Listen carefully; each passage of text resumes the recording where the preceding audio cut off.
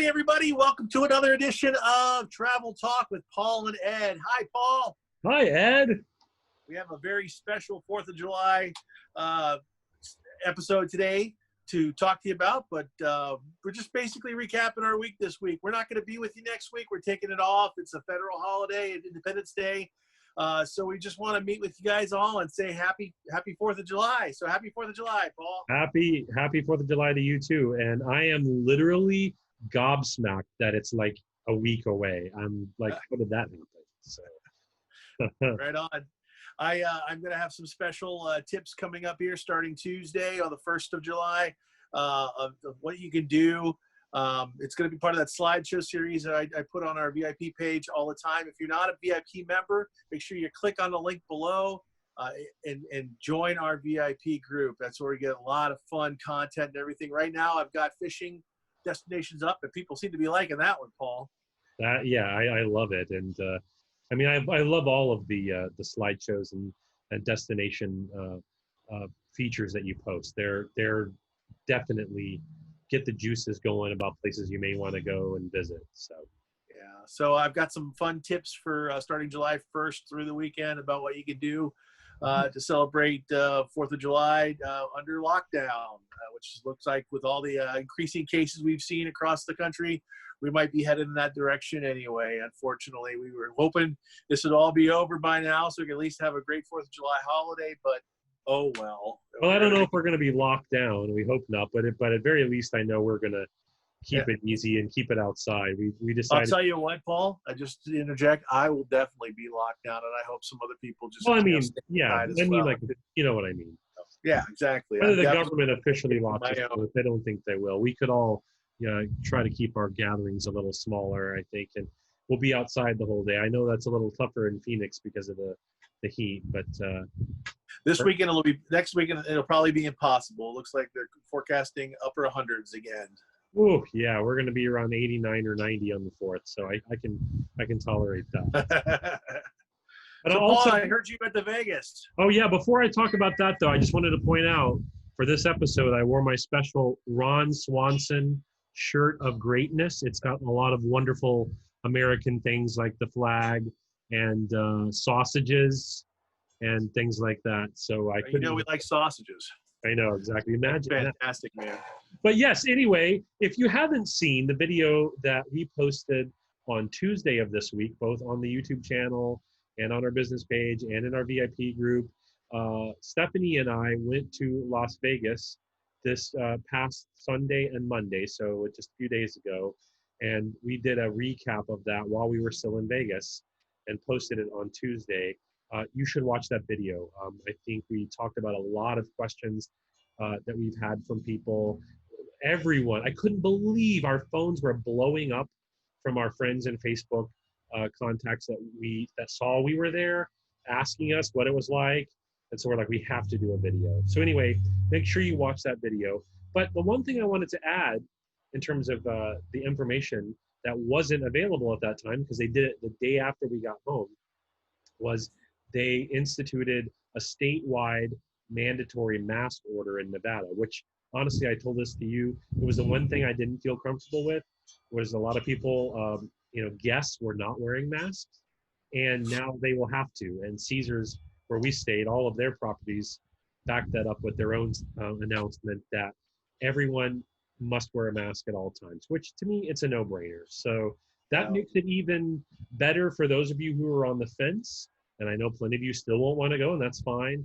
But I just wanted to share that one addition to our video, is that's a big thing, I think, that mask order. So anyway, it was a fun trip. I'm going this afternoon to get a test. I don't think I have it unless I'm asymptomatic, but I am going to get a COVID test, and so is Stephanie this afternoon. And we're kind of staying away from folks this week and doing Instacart and stuff like that. But it was a fun trip. Well, I'm glad you're taking the precautions, and you're taking very good precautions. I still think you're a madman. Brave, very brave person. I am a for madman, so. for doing that. And honestly, Paul, I really appreciate you, even though we may not agree, some of us, with your decision to go check it out.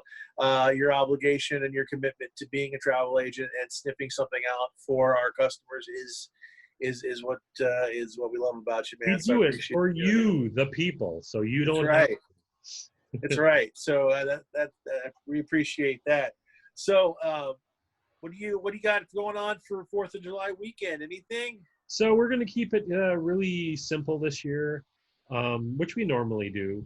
But this year it's probably just going to be my mom and maybe a couple other family members. Most of our extended family. They might stop by for like a distanced visit, but they'll just be a core group of us. We're doing Steph's favorite, hot dogs. Just going to do some dogs. We're going to make my favorite Paula Deen baked bean recipe and some potato salad. And we're going to sit outside and drink some beers and listen to our neighbors shoot off illegal fireworks and listen to some John Philip Sousa and eat some food. Keep That's it simple. good. I'm glad you brought up illegal fireworks. It's been a big problem this year for everybody who's cooped up in isolation. People have still been able to buy the fireworks from the fireworks stand and shoot them off, much to the chagrin of every pet owner in America. It's really bad here this year already. It's been worse leading up to the 4th. I don't know what it's like in Phoenix, but yeah, I mean, no, it's here crazy. bad here too. There's a lot of angst from people who are just want to do something since they're been cooped up for so long.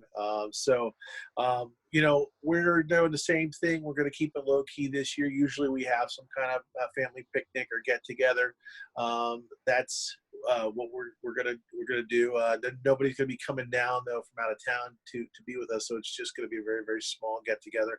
Maybe a few of my son's friends are coming over, so that's what we got on today, and a very similar menu as well. Lots of sausages.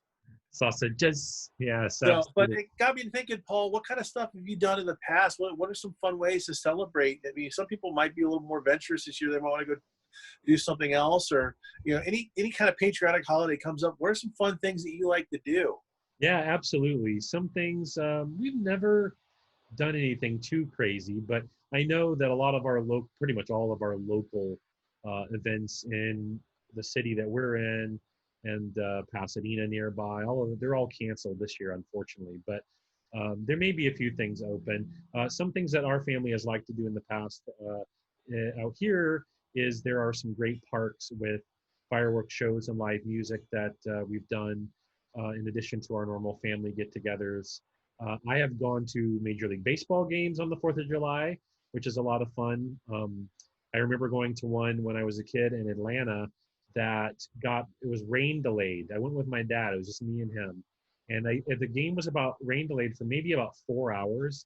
And then they played the entire game. And then the game went to extra innings after a 4-hour rain delay. And they finally ended up shooting off the fireworks about 2 in the morning. But we finally got to see those fireworks. That was fun. And, so we've always wanted to go to the Rose Bowl, too. They do a giant fireworks show there because fireworks are illegal here. Even in our small little town, they used to do what were called safe and sane fireworks, which basically were fireworks light that you could shoot off in your backyard. They've even banned those now. And I get it. We're in the foothills. It's a fire risk, but they do have city permitted, city run shows. And, I just don't think they're going to be doing any of those this year, which is a real bummer. So those are some of the things we've traditionally done, a park or in our own backyard or a baseball game. Never anything too crazy. We just kind of like to spend a lot of time with family on the 4th. How about you guys? Yeah, you know what? Family is a big part of the 4th of July for us. Growing up, we always had big family reunions over 4th of July weekend. My grandfather was the man in charge, running the local Knights of Columbus Hall in Cincinnati, Ohio. And so every year we would have a Gates family reunion there. And we would end up putting on some amazing fireworks shows there. My father and his brothers and cousins would basically just fill up the field across the adjacent to the hall and just light stuff up. Now that's one thing that you and I, being on the West Coast here, and any of our fellow West Coasters, fireworks are not a big, are not really a regular thing around here. I mean, it is, but Oh, they're regular. there's They're always a regular. taboo.